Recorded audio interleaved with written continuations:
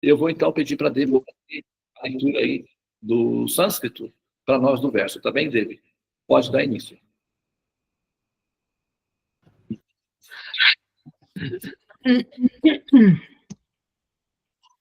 Om Namnam Karibahuda Nija Sarvak Shaktis Tatrapitani Amita Smaranena Kala Etadrishi Tava Kripa Bhagavan Mamapi Durdeva Midrisha Miyajani Nanuragaha.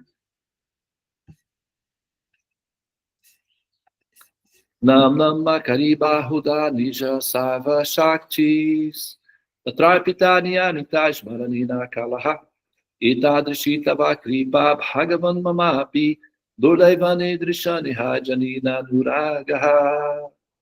Só repetir para ficar sonoro para vocês ouvirem aí, tá?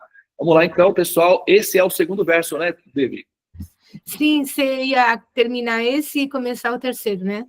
Ok. Esse é o segundo verso da série. Nós fizemos a primeira parte, né? Explicamos a natureza de haver muitos centenas de nomes, né? A função de haver os nomes. Possui centenas e milhares de nomes, tais como Cristo e Govinda. Nesses nomes transcendentais, aplicaste todas as suas potências transcendentais. Nem mesmo há regras rígidas e severas para se cantar estes nomes. Ó meu Senhor, por bondade, facilmente nos possibilitas a aproximarmos-nos de ti por meio de teus santos nomes, mas desventurado como sou, não sinto atração por eles. Muito bem.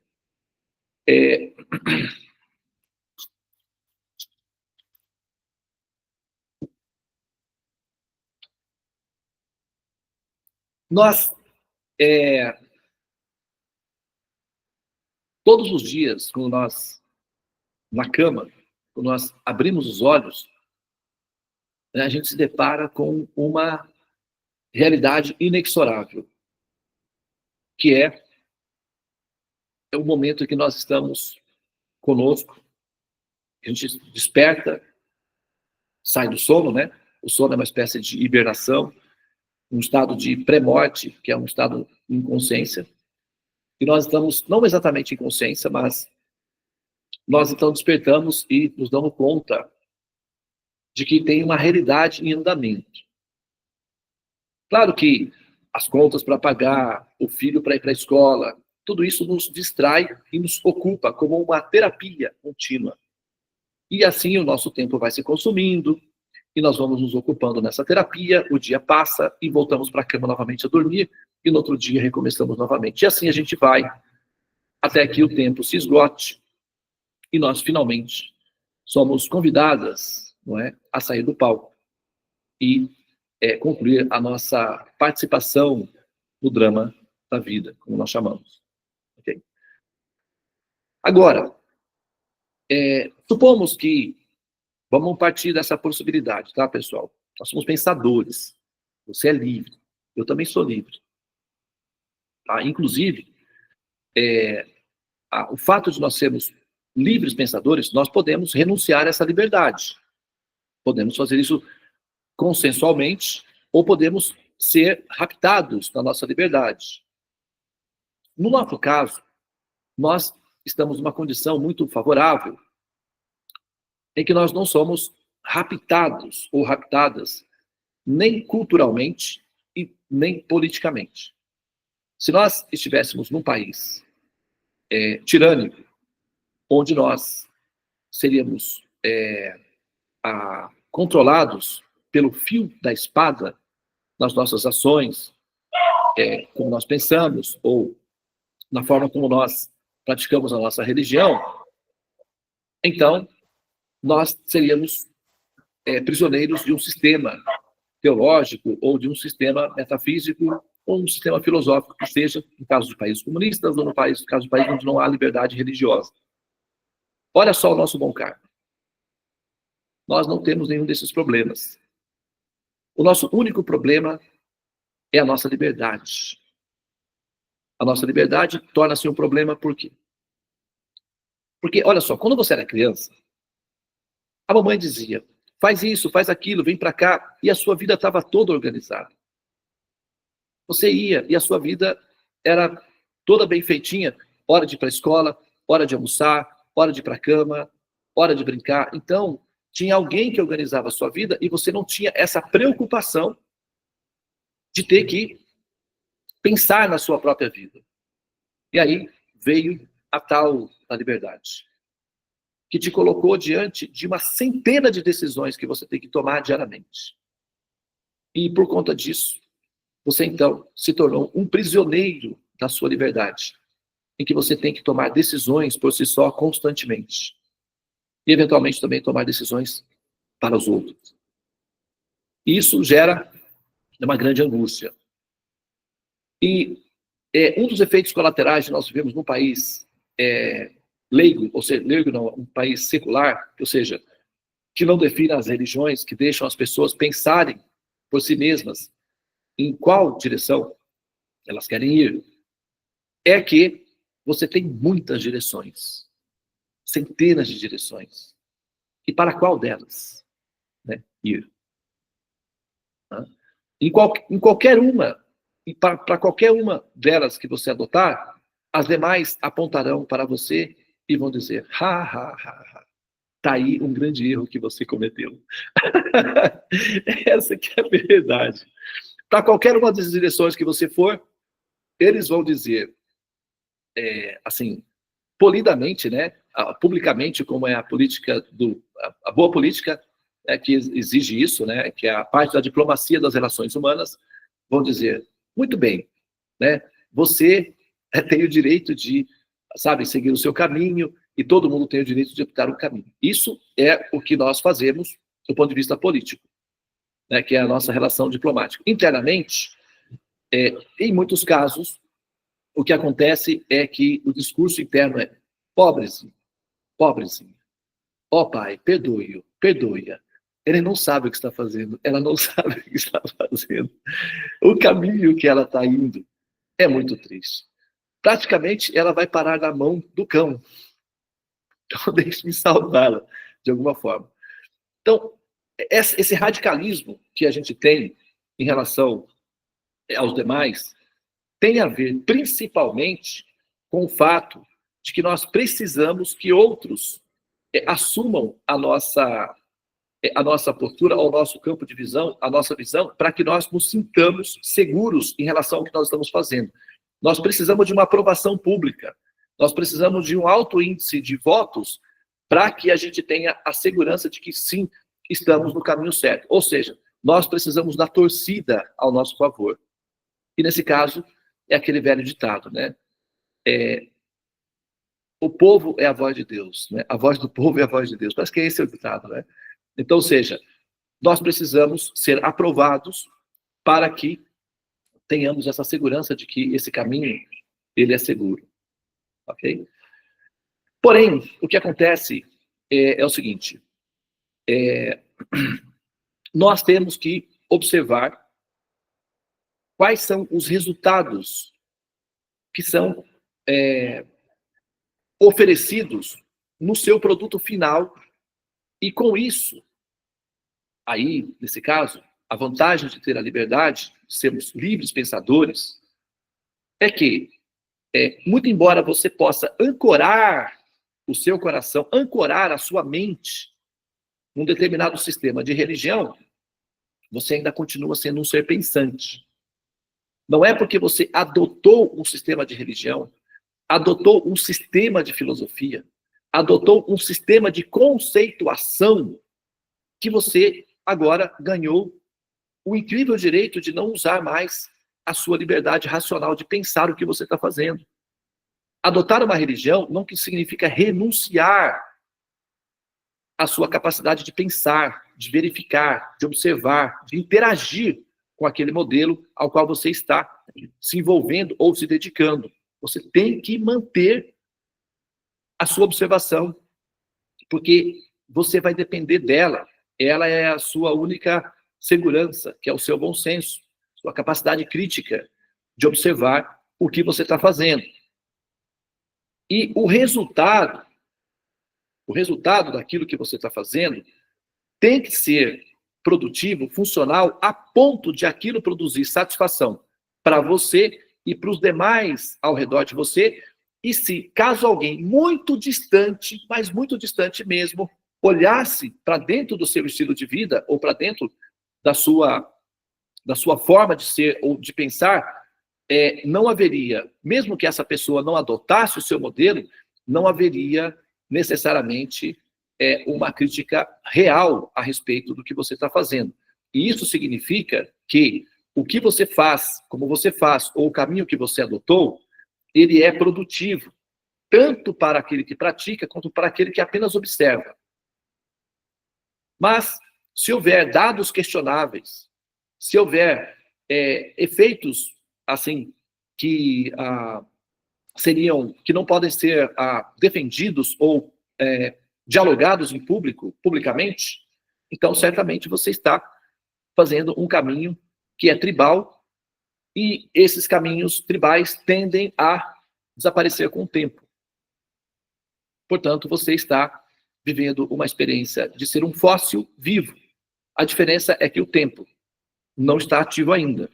Porém, no futuro, esse sistema vai desaparecer e você, se estivesse no futuro, junto com o sistema, desapareceria junto no sentido de uma fossilização. Então, a gente tem que ter a capacidade de enxergar a médio e longo prazo para ver se o que nós estamos fazendo agora funcionaria no futuro distante. Então, vamos lá. Vamos pensar.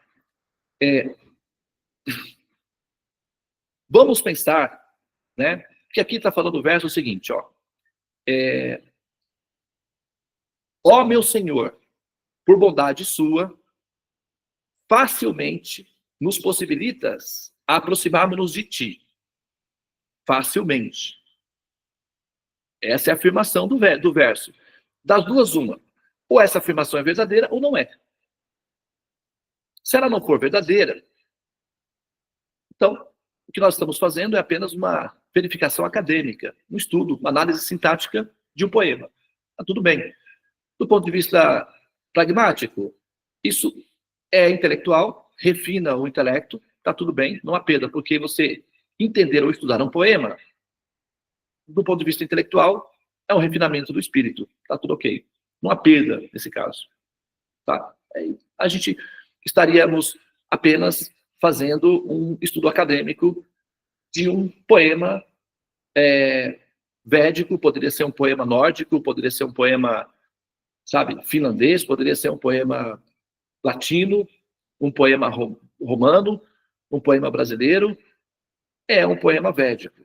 Então, nesse caso, nós estamos estudando um poema. Tá tudo bem, não tem problema nenhum. Isso vai refinar o espírito, ou o intelecto, pelo menos. Se ela não for realística, vira um poema. Agora, vamos imaginar, ou vamos jogar com a probabilidade de que essa afirmação seja verdadeira. Nem você, nem eu precisamos admitir isso, inicialmente, porque nós não temos a obrigação de acreditar em absolutamente nada. E nem porque nós não conseguimos fazer isso, na verdade. A gente se esforça muito para acreditar nas coisas. Essa é que é a verdade. A questão da fé é um grande esforço. Tá? O que funciona realmente é uma compreensão dos fatos, que aí fica relaxado. Certo? Então, nem você, nem eu precisamos acreditar naquilo que é falado. O que a gente tem que fazer? Observar, checar, para verificar se procede ou não. Se proceder, a resistência em relação ao fato que procede é vaidade, é capricho. Ou, quem sabe até, letargia, porque aí a pessoa vai ter que agir em relação àquilo. E, para não agir em relação àquilo, a técnica da letargia é mais apropriada, porque a pessoa não quer se mover. É outro assunto. Isso tem a ver com a vaidade, ou com o orgulho humano. Se proceder. Agora, se não proceder, tá tudo bem. A gente continua à procura, porque, afinal de contas, o nosso problema da existência continua. Você ainda continua tendo que pagar suas contas.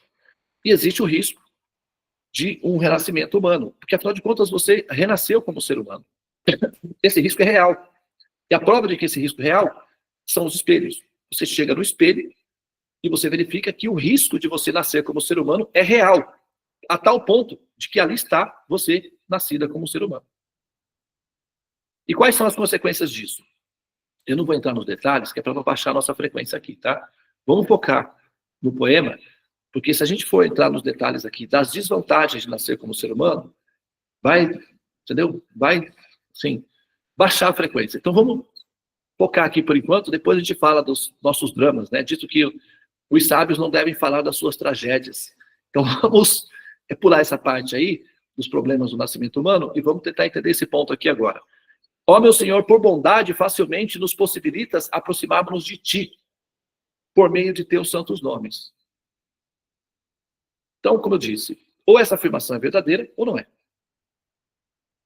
Se ela não for verdadeira, já está em andamento, está tudo bem. Agora, considerando a possibilidade de ela ser, vamos jogar com essa probabilidade. Vamos dizer que tenha 50% de probabilidade de ser verdadeira e 50% de probabilidade de ser apenas um poema. Se for apenas um poema, não há prejuízo do estudo dela. Agora, se for verdadeira, quais seriam as vantagens? Nós estarmos interagindo com uma informação verdadeira. E por verdadeira, nós queremos dizer o quê? Autorizada. O que significa isso? Ó, vou dar um exemplo bem simples. Você tem uma nota de papel aí, dinheiro, vamos imaginar que isso aqui fosse uma nota de R$100. Outro dia eu vi no jornal o seguinte, uma senhora da feira recebeu uma nota de R$420. Não existe essa nota de R$420. Mas o cara pintou o papel, foi lá, xerocou, não sei o que ele fez, e ele colocou, acho que ele fez por brincadeira, né? Não é possível, mas uma nota de R$420, e aí ele foi para fazer uma brincadeira, e não é que colou. Ele chegou na loja lá da senhorinha, pagou ela com a nota de R$420, e ela aceitou. Daí ela foi na polícia, me pagaram com essa nota aqui, e agora eu não consigo mais passar para frente. Então, porque o que acontece? Olha, papel, você pega uma nota de R$100, e aí você pega um outro papel. A nota de R$100 é papel, o outro papel também é papel. Papel é papel. Papel é papel. Só que a nota de R$100 é um papel desenhado, é um papel colorido. Agora imagina que você é um artista. Você vai pegar aquele papel colorido e esse papel está em branco. Aí você pode pensar o seguinte, mas aí então tá fácil. Porque papel e papel. Eu sou um artista, tenho as cores, eu vou fazer um papel mais bonito e vai valer mais. Porque aqui eu tenho papel colorido, desenhado. Eu tenho papel, eu posso colorir o papel, posso fazer um desenho até mais bonito que esse daí, que eu sou capaz de fazer um desenho mais bonito que esse, e aí vou ter um valor maior. Você pode pensar assim. Ok? Agora, o porquê que não funcionaria? Porque embora esse pedacinho de papel seja apenas papel, e papel você pode rasgar, você pode queimar, tudo faz, tem embutido ou intrínseco desse papel um princípio chamado autoridade. Tem um princípio chamado autoridade. Esse princípio chamado autoridade, ele vem do governo. Tá? Então, quando você pega um pedaço de papel desenhado, ainda que seja amassado, feio, ele produz em você felicidade, liberdade. Você pode fazer coisas que te dão prazer e felicidade com isso. Por quê? Porque esse papel, na verdade, ele tem um valor abstrato, um valor metafísico chamado autoridade. É esse valor abstrato, esse valor metafísico, esse valor místico que você se utiliza. É que a gente olha o papel, a gente enxerga o papel. E aí o nosso condicionamento vai ficar hiper, né, assim, concentrado no papel. Porém, é um valor metafísico que está em andamento. Chama-se autoridade. Um princípio místico. Ok? Muito bem. Então, que a gente agora já tem uma noção do que significa autoridade, a gente pega esse valor aqui que está sendo afirmado nesse mantra.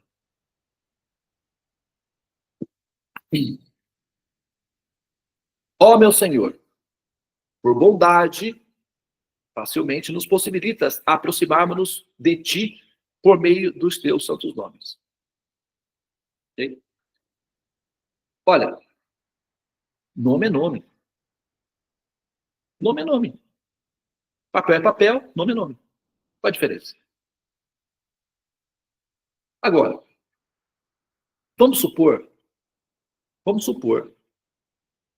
que, de fato, houvesse uma pessoa por detrás de toda a criação. Vamos imaginar que houvesse realmente um ente que nós entenderíamos como sendo Deus. Vamos colocar dessa forma. Vamos partir do princípio de que essa pessoa tivesse intrínseco a ela alguns adjetivos que se referissem a ela, e esses adjetivos, que é o que nós chamamos de nomes, pudessem ser acessíveis a nós. Supomos que houvesse uma pessoa, vamos colocar dessa forma, e supomos que essa pessoa tivesse nome. É muito comum pessoas ter nomes. Inclusive, tem pessoas que têm até mais que um nome. Outro dia eu fiz o mapa de uma moça que tinha 7 nomes. Ela tinha 7 nomes. Antigamente tinha isso, né? As rainhas tinham 32 nomes. Eu acho que a nossa imperatriz parece que tinha 39 nomes, se eu não me engano. Ela assinava, passava o dia inteiro, precisava de um escriba, assim, escrevendo o nome dela, documento. Tem pessoas que têm mais que o nome.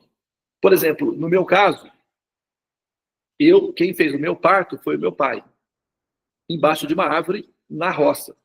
Por isso que eu amo a roça. Nasci na roça. E a minha mãe estava grávida de 9 meses, meu pai tinha uma pequena, né, fazendinha de feijão. A minha mãe sempre foi uma mulher muito trabalhadora, imperativa. Aí ela, com 9 meses, resolveu ir colher feijão. Bater feijão. Então, perdão. Mudou o tempo. E aí, no meio do lado da plantação de feijão, ela começou a sentir as contrações. O meu pai minha mãe já tinha tido outros filhos antes, e naquela época tinha filho em casa, era muito comum parteira, aquela coisa toda. E meu pai sabia que ia, né, rolar ali um evento. Então ele falou, espera que eu vou esquentar a água. Ele saiu, foi esquentar a água. Quando ele voltou, eu já estava fora do útero da minha mãe. Ela juntou uns capim ali, eu caí em cima dos capins, e eu estava lá ligado ainda com o cordão umbilical.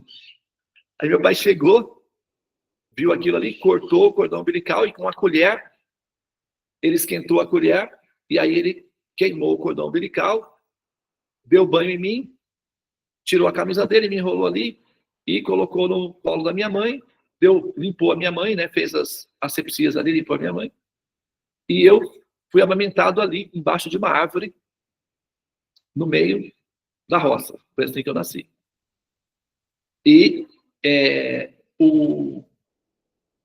eles me chamaram porque, como eu caí, a minha mãe me colocou num monte de capim, eles disseram que eu tinha nascido de um ninho. Então, eles me chamavam de Nininho. Depois ficou só Ninho. E no final virou só Ni. Nos últimos anos, eles me chamavam só de Ni. Então, foi reduzindo, né? Ninho, depois pequenininho, Nininho, Ninho, né? Foi Nininho, Ninho, e no final fiquei como Ni. Então, tive 3 nomes, baseado na minha situação, da minha história pessoal. Depois, eu entrei para o movimento de Krishna e me tornei Devananda. E daí meus amigos, minha esposa, meus amigos me reduziram para Deva. Então, meu nome é Devananda Deva. Tá? Então, quantos nomes eu tenho? E tenho o meu nome civil também. Né? O meu nome civil é A.D. Nilson. Ok? Se eu já pegar o meu nome, Adi, como tem em sânscrito, Adi Purusham, Adi Deva, Adi, que significa primeiro, né? Ni, que, né, se eu considerar que o Ni aí é a abreviação da minha história pessoal do nascimento, no ninho, nascido no ninho. Né? O primeiro que foi nascido no ninho, som em inglês é filho, né? Ou som. Então, filho, o primeiro filho que nasceu no ninho. Então, realmente, porque não teve ninguém da minha família que nasceu no ninho, fui o único. Então, praticamente, eu sou um passarinho. E o Manuel Bandeira, certa vez disse, ou um poema que ele escreveu, né? Tudo passará. O dia passará, o domingo passará, a noite passará, a chuva passará, e eu, passarinho.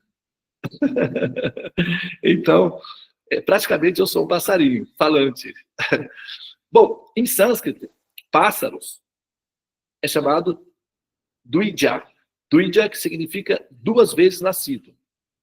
O pássaro, ele nasce do ovo, depois ele nasce novamente, saindo do ovo. Então, ele nasce 2 vezes. Então, pássaros são chamados 2 vezes nascidos, ou Dwijas. E os brahmanas, que são os professores, os mestres da sociedade, também são chamados Dwijas. Por quê? Eles nascem do ventre da mãe, depois eles são iniciados pelo mestre espiritual no próximo útero, que é a transcendência. Então, eles são chamados Dwijas, que significa renascidos. Então, o que a gente vê é que os nomes, eles são relacionados com eventos que representam, basicamente, sinônimos daqueles eventos, que são adjetivos, que justificam aqueles nomes. Por exemplo, né, no caso de Chaitanya Mahaprabhu, ele é chamado de Nimai. Por quê? Quando ele nasceu, como eu falei na história passada, ele nasceu em silêncio, sem falar. Então, quem não sabe, só pegar na primeira aula, né, David? Tem toda a história contada lá. Daí, ele foi colocado embaixo de uma árvore chamada uma árvore de Nim. Nim. O nome da árvore é Nim. N-E-E-M. Nim. Aqui no Brasil, agora já tem bastante dessa árvore, porque essa árvore produz um inseticida natural. E aí,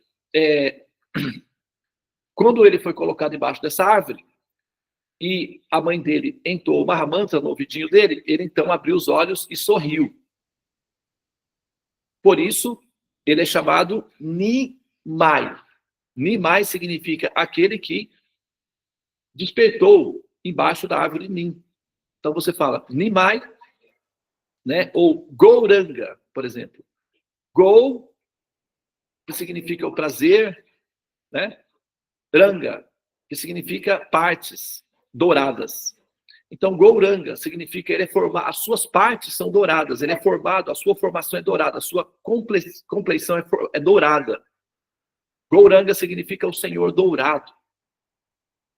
Então, os nomes são relacionados com qualidades da pessoa. A gente vê isso aqui. Eu dei o meu exemplo pessoal, por exemplo, da Devi. Vou dar o exemplo da Devi. Vocês não sabem, mas a Devi se chama-se Débora. Débora. Ok? E, em hebraico, Débora significa abelha. Abelhinha. Né? Então, o nome dela é Abelha. E aí, se a gente chamar Dona Abelha, ela pode chegar aqui, eu vim falar com a Dona Abelha. Ela tem que atender, porque ela não tem como fugir dessa realidade. Ela é uma abelha, uma abelha. Então, o meu sobrenome pessoal, Adenilson Oliveira. Guedes é o sobrenome de família que vem de Portugal. Oliveira, eles eram cultivadores de oliva, de olivas. Então, Guedes Oliveira, a família de Guedes que fazia olivas, que vieram de Portugal. Eles eram judeus, né, convertidos para o cristianismo e vieram para o Brasil. São os meus descendentes. Não, são meus ancestrais, aliás. Ok? E aí, o meu sobrenome tem a ver com a ocupação da minha família ancestral em Portugal, que é cultivadores de olivas. Ok? Então, todo o meu nome está relacionado com eventos da vida, do cotidiano da vida, que refletem uma relação com a realidade que está em andamento. Então, se vocês observarem, e aí se você pegar o seu nome, começar a mexer no seu nome, vai aparecer. Né? Vai aparecer. Tá? Agora, esse exemplo nós estamos dando é para reforçar a compreensão de que pessoas têm nomes, e esses nomes normalmente indicam ou qualidades dessa pessoa, ou situações em que essa pessoa se encontra, ou eventos relacionados com a vida dessa pessoa. Normalmente, os nomes do passado tinham essa conotação. Hoje você mistura os nomes sem... É como arte moderna, né? Você pega todas as cores, você deveria fazer um castelo.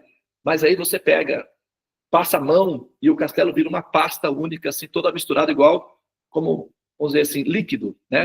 É o que se chama de sociedade líquida. Então, os nomes perderam as conotações de referência. Então, os nomes não significam nada. Não tem um significado, assim, objetivo. Tem significados estéticos, sonoros, apenas. Não tem valor adjetivado a eles. A maioria dos nomes são apenas expressões aleatórias com um efeito sonoro somente. Atualmente, no passado, os nomes eram coerentes em relação à estrutura do ser. Tá? Isso faz mais sentido. Você pega, por exemplo, uma caneta, no nosso caso, caneta, né? Caneta. A caneta, aqui no Brasil, o Brasil foi formatado com base na cana-de-açúcar. Okay? A cana-de-açúcar fez o Brasil começar a história dele. Então, os brasileiros estão acostumados com a cana. E na época do Brasil colonial, era com a pena ainda, se escrevia com pena. Tá? Depois foi inventado o bolígrafo. O que é o bolígrafo? O bolígrafo é uma caneta. Embaixo tem uma bolinha que gira e solta tinta. Então, o nome original para esse objeto é bolígrafo. Quer dizer, uma bolinha que faz grafia. Faz todo o sentido. É muito coerente. Bolígrafo. Agora, se você pega caneta, só faz sentido se você voltar ao Brasil colonial, que tinha bastante cana, aí vem um objetozinho assim, que desenha. Então, aquilo é uma cana pequenininha. Aí vira o quê? Uma caneta, ou uma canetinha. Né? Para nós, tem um valor cultural local, tribal. Só nós entendemos caneta. Ninguém mais fora de nós vai entender caneta. Porque o nosso país foi fundamentado na cana-de-açúcar. Inclusive, no brasão real, da família real, tem lá a cana-de-açúcar. Então, para nós faz sentido chamar caneta. Mas se você sair daqui, caneta perdeu totalmente o sentido. Porque não faz referência ao objeto real. Então, tem certos nomes que faz referência ao objeto real e tem certos nomes que são só expressões culturais, tribais, locais. Agora, aqui está falando, ó meu Senhor, por bondade facilmente nos possibilitas aproximarmos de ti por meio de teus santos nomes. Qual santo nome? Tem tantos nomes.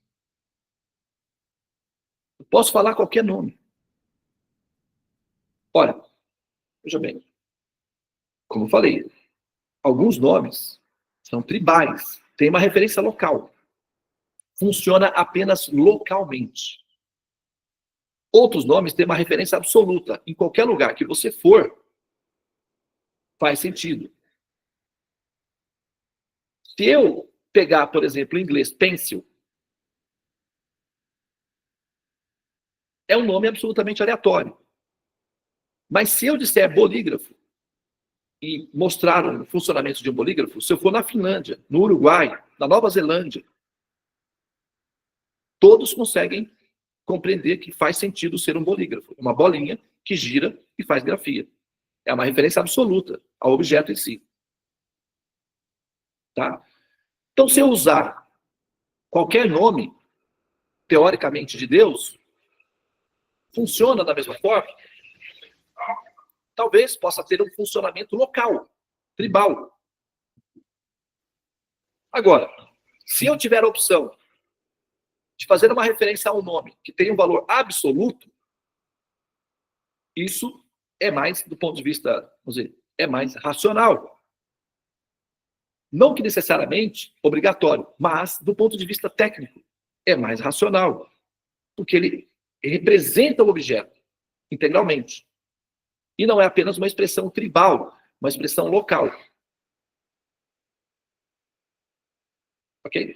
Vamos pegar aqui, por exemplo, o nome, tem o nome de Deus, né? Que as pessoas vão, então, né, partir do princípio que é o nome de Deus, e eles vão dizer que o nome de Deus vão colocar,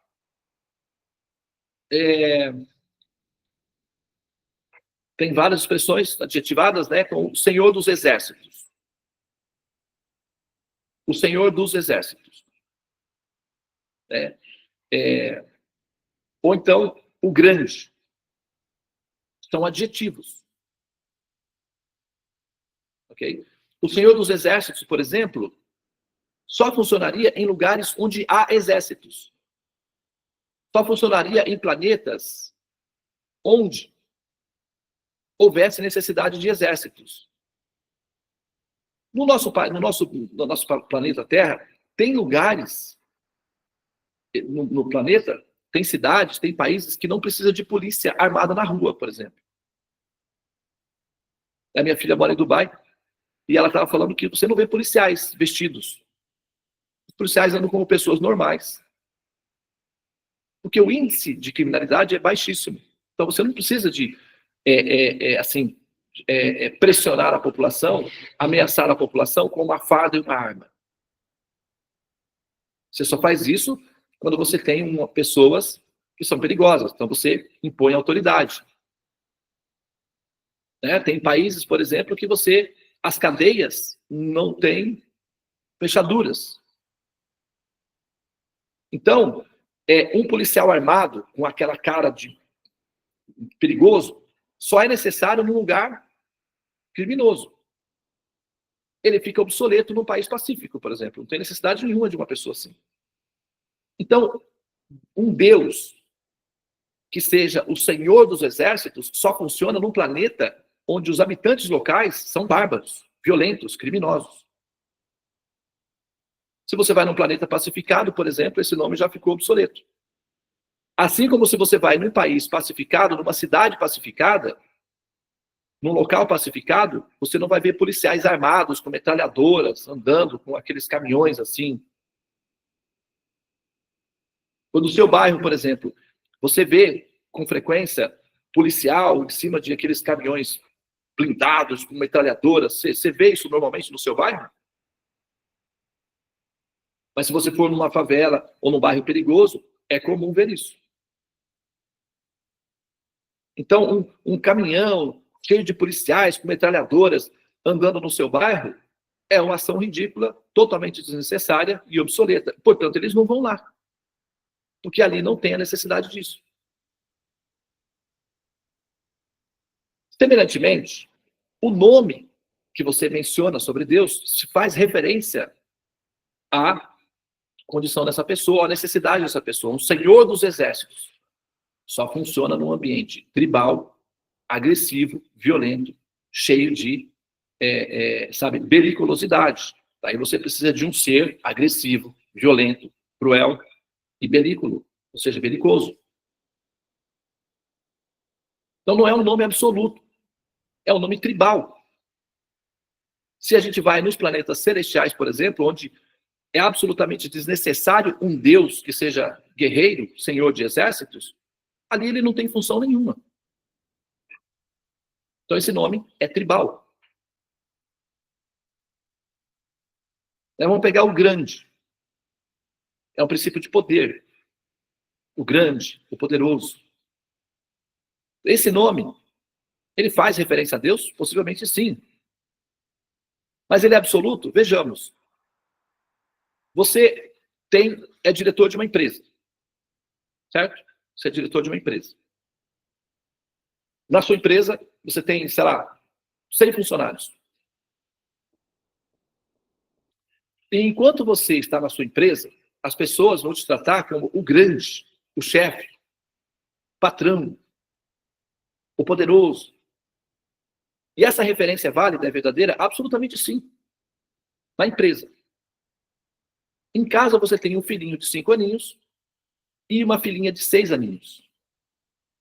Quem tem netinhos, com 5 aninhos, com 6 aninhos, sabe como é que funciona o coração. Quem tem filhinhos com essa idade, sabe como é que funciona o coração. Então, essa pessoa que na empresa é poderosa, é grande, quando chega em casa, acabou todo esse poder, essa grandeza. Ela vira o cavalinho, ela vira o barquinho, ela é o bichinho de estimação, ela é apenas a vovozinha ou o papaizinho. Não tem grande senhor, chefe das nações, chefe da empresa. Acabou. O poder fica totalmente neutralizado, porque o netinho vai dizer, vovó, seja o meu cavalinho. A vovó vai perguntar, como assim? Assim, vovó. Você fica assim, eu subo nas suas costas e você me leva. Ah, é desse jeito? É, vovó. Ah, então tá bom. A vovó vai ser o seu cavalinho. E pronto. E ela faz isso. Ou o vovô faz isso com a maior satisfação no coração. O papai faz isso com a maior felicidade. Então o poder fica absolutamente neutro, neutralizado, obsoleto, perdido no espaço em algum lugar.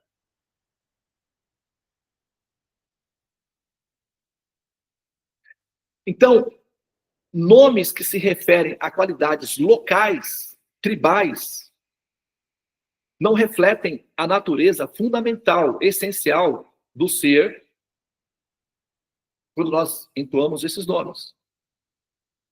Eles não são válidos? Eles são válidos, como eu falei, localmente. Eles não têm valor absoluto. Então nós precisamos identificar nomes do Senhor Supremo, adjetivos que identificam essa pessoa suprema, mas que tenham valor absoluto. Por quê? Porque ele é um ser absoluto. Então, nomes que tenham valores absolutos são mais compatíveis com uma pessoa absoluta. É lógico isso ou é um devaneio meu? Ou eu estou apenas... Ou me perdi no raciocínio? Ou faz sentido? Ok? Então, não quer dizer que os nomes utilizados pelas pessoas de modo geral não sejam válidos. Eles são apenas válidos localmente em determinadas circunstâncias. Saiu daquele ambiente, ele já perde o valor.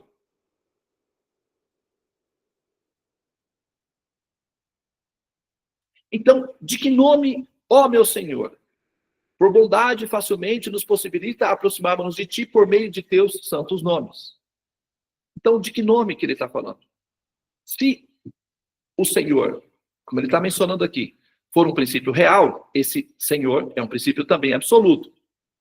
Então, nomes que se referem a esse Senhor, esse ser, esse ente real, são nomes que são adjetivos que se relacionam com essa pessoa. Logo, eu preciso identificar se esses nomes são de natureza absoluta. Se não forem de natureza absoluta, eles não refletem absolutamente essa pessoa. Refletem algumas características dessa pessoa em determinadas condições, que podem ser superadas por outras condições. Então, é relativo. Nomes de um ser absoluto são absolutos. Nomes de aspectos relativos desse ser absoluto são relativos. Então, não tem a função ou o poder real de aproximação literal.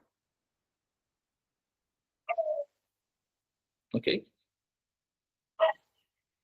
Então, veja bem. Agora, nós estamos finalizando por hoje. Nós utilizamos o Mahamantra. Mas não será o Mahamantra uma outra função tribal? Porque nós estamos entoando o Mahamantra como sendo a referência a dois santos nomes. E, tecnicamente falando, de acordo com as palavras do Senhor Chaitanya Mahaprabhu, ao entoarmos esses santos nomes, nós nos aproximamos do absoluto, do Senhor Supremo. Isso é uma coisa interessante. Se for tido apenas como exercício de religião, então tudo bem, tudo faz. É como, sabe, é trivial, é corriqueiro. Então, não tem... Agora, se for levado a sério, como sendo uma possibilidade real, Então, o que esses santos nomes têm? O poder, a potência e a responsabilidade de fazer. Nos colocar em contato em uma dimensão transcendente. Essa é a responsabilidade. Se essa afirmação for verdadeira, então esses santos nomes têm o poder, têm a potência, têm a autoridade e têm a responsabilidade de realizar essa operação. Se for levado a sério, é isso que está acontecendo. Se for tido como religião, tanto faz. Aí já é outra coisa. Em religião, a gente sabe como é que a gente faz com a religião. A gente empurra com a barriga, faz uma rezinha aqui, faz uma casinha ali, e somos espirituais, tá bom. Mas se for levado como um valor real, aí a gente tem que pensar do ponto de vista de como isso funciona em termos de realidade. Porque, como eu falei no início, uma coisa autorizada produz um efeito real. Se você pega um pedaço de papel colorido com o número lá 100, só é um pedaço de papel com uma descrição. Mas porque tem autoridade, porque é um papel autorizado, você pode ter satisfação com aquilo, comprar um presente para uma pessoa amada, você pode pagar uma conta de luz e você pode ter luz na sua casa. Tem muitas coisas reais envolvidas quando você lida com autoridade. Então, se os nomes que nós entoamos forem autorizados, tiver autoridade, a utilização desse recurso tem valores reais na nossa vida. Valores práticos, valores pragmáticos. Eu não sei quanto a vocês, mas para mim só rezar e fazer parte de uma religião não é o suficiente. Eu, francamente falando, é desanimador pensar dessa forma. Para mim, todo esse esforço somente para ter uma sensação placebo de que eu estou espiritual, de que eu estou... Eu não sei quanto a vocês, mas para mim não é funcional. Eu preciso de uma experiência real. Eu sou um ser real. Eu vivo de experiências reais. Se eu ficar imaginando que a minha conta de água está sendo paga através de uma força imaginária, mística, sei lá o quê, os caras vêm e cortam a minha conta de água e eu não consigo tomar banho. Eu vivo no mundo real, de funções reais. Essa é a minha experiência. Então, se Deus é real, ter uma experiência real, ou uma relação real, ou um retorno real, ou uma reverberação real, ou uma experiência real, ou uma observação real, ou pelo menos eu indo em direção a essa realidade, se eu quero, por exemplo, ganhar 100 mil reais em um ano, isso é uma ideia real. Agora, eu também tenho que fazer um movimento real para que essa ideia real seja praticamente real e eu possa tocar nessa ideia real. Então, é um exercício. Então, se Deus é um princípio real, ainda que seja um pouco elaborado, a experimentação desse ser, deve haver um método real que permita uma experiência real. Ou então, vamos rezar, rezar, rezar, e vai ficar nisso a vida toda. Eu não sei contar vocês, mas eu acho isso bem desgastante, cansativo e, sabe, assim, precário. Felizmente, essa não é a proposta védica. A proposta védica não é colocar você numa religião para você ficar rezando. Já tem religião suficiente aí no mundo. A proposta védica é que você tenha realização. Chama-se Vijnana, compreensão, realização. É para adultos. Rezar e terceirizar para Deus é infantil. De certa forma, é para iniciantes. O que você quer é pagar as suas contas no final do mês, para que você tenha uma vida normal, não é assim? Isso é real, não é? Então você tem experiências de coisas reais. Essa experiência do absoluto, do supremo, tem que ser real. Ou pelo menos tem que ser uma proposta real. Ela não pode ser uma proposta para o infinito, para o espaço, para o sideral, sabe? Ela não pode ser uma aposta como um jogo de azar. Para depois que você morrer, vai ver o que vai acontecer, ao Deus dará, se Deus quiser. Como é que você fica numa situação como essa? Na verdade, você não fica, você fica sempre com medo. Essa que é a verdade. Reza, reza, reza e está sempre com medo. Não funciona. Então, nós precisamos de no mínimo, para começar, para ser efetivo, uma proposta real. Se você vai alcançar essa proposta real, aí muda, é outra história, é outro assunto. Entretanto, a proposta em si tem que ser acessível, pragmática, possível e real para que você tenha consistência de que, ao fazer o investimento, terá retorno, porque é uma realidade. Então, você tem que ter essa compreensão inicial para começar o seu projeto de envolvimento ou de investimento. Então, se Chaitanya Mahaprabhu está postulando aqui que, ó meu Senhor, permite que nos aproximemos facilmente de Ti através do entoar dos Teus nomes. E se essa postulação for efetiva, então isso pode ser experimental. A gente vai fazer um laboratório, uma experiência, para ver se essa afirmação ela é científica ou meramente aleatória, esotérica, religiosa. Se for uma ciência, pode ser experimental, pode ser replicável, e pode ser visual, e pode ser, inclusive, documental. Se não for uma ciência, ou se não for realístico, ou se não for possível, então você está fazendo uma terapia de grupo, que tem uma função muito boa, que é a função social, do contrato social, que é uma terapia de grupo, que nós chamamos de religião, mas a realidade é que, quando a coisa aperta, bate o desespero, vem o pânico. E aí, não é o que nós queremos. Não é o que nós precisamos. Não é o que nós buscamos. Tá? O Mahamantra. Então, aí agora, eu vou falar com vocês, tá? Como alguém, como uma pessoa que já elaborou, já pensou, já racionalizou todo esse processo antes. Eu estou compartilhando com vocês aqui um drama que eu já vivi anteriormente, obviamente. Eu estou compartilhando com vocês a maneira como se deve pensar ao se deparar com essas informações. Mas eu já fiz essas elaborações antes. Os laboratórios, eu também já fiz.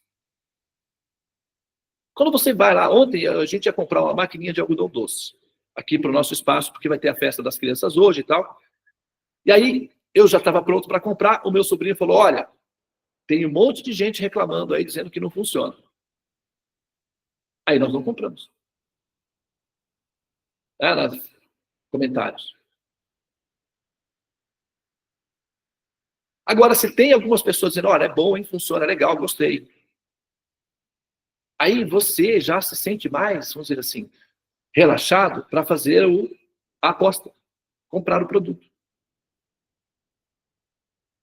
Então eu vou aqui dar o meu testemunho pessoal, que eu acho que vocês já perceberam isso daí, de alguém que já comprou o produto, utilizou o produto e está falando a partir do ponto em que esse produto foi experimental ou experimentado. Eu estou indicando o produto, mas não necessariamente como alguém que não entende a experiência do produto. Tanto é que eu estou aqui defendendo, advogando a causa do produto. E eu não estou fazendo isso daí com outros produtos. Eu estou fazendo com esse. Os outros, a minha avaliação, eu não vou pôr, porque se eu for pôr, vai ser uma avaliação de média para baixo, porque são valores tribais. Essa vai ser a minha avaliação. De repente, outros dão outra avaliação, mas a minha avaliação é média para baixo, porque são valores tribais, como eu falei para vocês. Eu estou fazendo a minha avaliação pessoal para esses nomes indicados por Chaitanya Mahaprabhu, porque eu fiz experiência pessoal e sei exatamente do que eu estou falando. Então, eu não estou tentando vender um produto ruim para vocês, porque eu estou ganhando em cima disso, como fazem os influencers do YouTube, sei lá. Os caras falam para você comprar produtos que são porcarias, eles não estão nem aí para vocês. Eles só querem ganhar o cachê que eles estão ganhando, convencendo vocês a comprarem produtos inúteis. Não é o meu caso.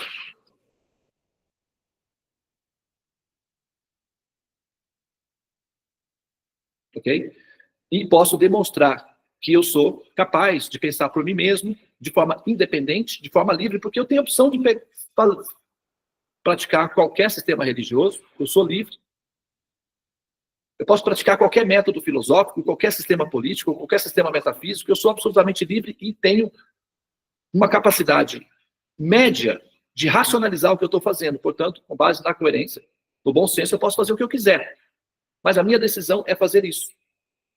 E eu não faço isso porque eu estou sendo convencido no sentido de uma pressão cultural ou de uma pressão biológica para fazê-lo. Eu faço conscientemente com o meu poder de discriminação. E indico para qualquer um que também queira utilizar o seu poder de discriminação e a sua liberdade coerente de escolha para fazê-lo. Não há arrependimentos, o produto é de excelente qualidade. Ele funciona. Ok? Mas ele tem que ser feito seguindo os protocolos de segurança para que ele funcione bem. Ele não deve ser feito de qualquer maneira, ele não deve ser feito de forma negligente, de forma secundária, e ele não funciona muito bem só como sistema de religião, infelizmente. Esse é um probleminha dele. Você precisa de conhecimento. E dá um pouco de trabalho. Porque você tem que ouvir bastante, você tem que pensar, você tem que elaborar, você vai ter que romper com as suas âncoras prévias, seus paradigmas, né, os seus sistemas rígidos já formatados de compreensão de Deus. Ele dá um pouquinho de, né, dá um pouquinho de vertigem aí, um pouquinho de desconforto. Mas ele funciona. Se você fizer da maneira apropriada, ele funciona. Essa afirmação de Chaitanya Mahaprabhu não é placebo. Essa afirmação dele não é meramente para engrossar assim, a fila ou a cadeira de religiosos. Essa afirmação é realística. Ela tem fundamentação. Ela pode ser aplicada, ela pode ser experimentada e ela pode ser replicada em laboratório. Funciona. O Mahamantra, Hare Krishna, Krishna Krishna, Hare Hare, Hare Rama, Rama Rama, Hare Hare. O Mahamantra, Hare Krishna, ele tem 3 níveis de realidade que funcionam muito bem. Ele tem a fase dele que é kanista, para kanista. Ele tem a fase dele que é madhyama, para médios. E ele tem a fase dele que é uttama, para muito elevados. Ou seres bastante aprofundados na técnica da ciência. Ele funciona de forma absoluta. Se você utilizar o Mahamantra aqui, na Terra, ou em qualquer planeta do sistema desse universo específico, ou se você sair desse universo e for para outro universo e utilizar a técnica, vai funcionar em toda parte. É como matemática. 1 mais 1 no Uruguai é 2. No Alasca vai funcionar igual. Tá? Então, nós fazemos o Mahamantra e o Mahamantra é uma tecnologia de futuro. Ele funciona. Eu não vou falar agora, hoje, vou deixar para... Vou até pedir para você anotar isso, David, para a gente não se perder na próxima aula, tá bom? eu vou explicar os nomes que são envolvidos no processo. Krishna, Hare e Rama. Individualmente, cada um deles, e a composição deles, nas 3 fases. Kanishta, Madhyama e Uttama. Esses são os nomes que nós estamos utilizando. Então, Chaitanya Mahaprabhu está falando desses daí. Ele não está mencionando os nomes tribais, que são ligados a qualidades tribais do Senhor Supremo. Ele está falando em termos absolutos. E são esses nomes que nós estamos utilizando. São esses nomes com os quais nós estamos relacionando, porque eles têm fatores intrínsecos a eles que nós chamamos de autoridade. E isso dá uma diferença muito grande no produto final. Todos nós somos livres, podemos fazer o que quiser, cantar o que quiser, o nome que quiser. Entretanto, se você quer ter um resultado prático, você precisa de nomes que tenham autoridade absoluta e não tribal. Isso é racional. Então, a gente, aí, para finalizar a minha fala, literalmente agora, é preciso ter raízes para voar. Primeiro, raízes para ter asas. Então, é preciso saber exatamente o que você está fazendo. E, a partir daí, você voa. Ok? Muito bem. Então, eu vou pausar aqui. Muito obrigado pela atenção de vocês. Namastê. Hare Krishna, Hare Krishna. Krishna, Krishna, Hare Hare. Hare Rama, Hare Rama. Rama Rama, Hare Hare. Ó energia suprema, amor, divina, ó Mahamantra, auspicioso, libertador do ser, desperta-me, eleva-me, envolve-me, protege. Hariom, Shanti, Namaste, Om Tat Sat, Hare Krishna.